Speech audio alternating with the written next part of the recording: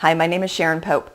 I help women and occasionally a few brave men get the clarity that they need in their struggling and disconnected marriages to know whether they should stay and reconnect or if it's time to lovingly release the relationship.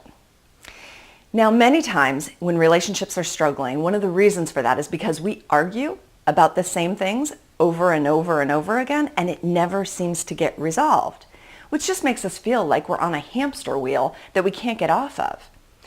So we need to start looking at what are the patterns of engagement so that we can interrupt those patterns. So I'm going to share with you a story of a client. This was when I was working with a man and a woman, but I was working with each of them separately. So the client that I'm going to be talking about is the husband in this scenario, and I'm going to refer to him as Scott.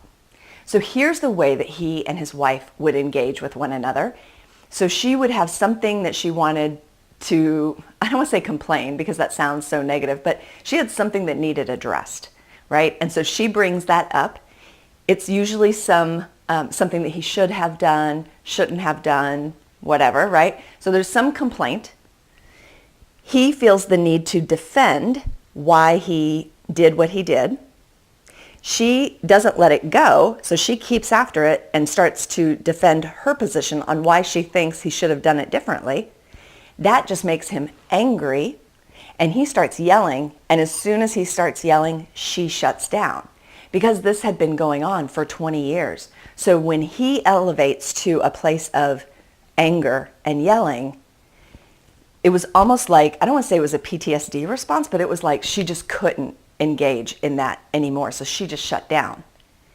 And they would walk around on eggshells for a couple days, giving each other the silent treatment. And then after a few days, it would blow over, but they never addressed the issue. They never solved the complaint to begin with. And so this pattern just kept repeating over and over again. And I call that like the chain of pain, because every time we do that pattern again and again and nothing ever gets resolved, it just sort of chips away at us over time. And so here's the thing. So Scott knew he had anger issues. He came into coaching with me knowing he had that, and he wanted to genuinely overcome those anger issues. So once we outlined what the pattern was, then we could identify where he could interrupt it and where he could do it differently. And so it was right at that place of where he gets angry that he started to interrupt the pattern. So when he saw it coming, she has a complaint, he defends his position, she sort of escalates the complaint and defends her position. At that point, there was enough lead time, and this is like a few seconds, or a few minutes, but he sees it coming, and then he's able to do it differently. So instead of getting angry and raising his voice, what he does is he does the opposite. And he sort of like takes a step back and goes, let me understand your perspective. Help me understand through your eyes what your experience is. And then he started listening. As soon as he did that, as soon as he didn't perpetuate the same pattern again and again, and he interrupted it, they started to have real conversations. And they started to resolve things. Because here's what happens. When you interrupt that pattern, when he stopped getting angry, guess what? It never led to her shutting down, them giving each other the silent treatment for 3 days. None of that. As soon as he stepped back and wanted to understand through her perspective, that was when things began to change. So here's what I want you to do.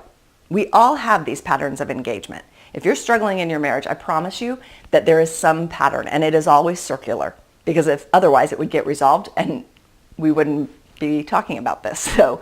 So I want you to take a piece of paper and I want you to map out what is your and your spouse's pattern of engagement. What happens first? How does your partner react to what has happened? How do you react to their reaction? And then what I want you to do is just fill that completely out and then find one place that you can interrupt that pattern. Forget about your spouse interrupting the pattern. I could have talked about the woman and what she was doing to interrupt her own patterns, because she was doing it as well, because I was working with both of them. But don't worry about your partner. Right now, you take responsibility for what you can control and what you can change.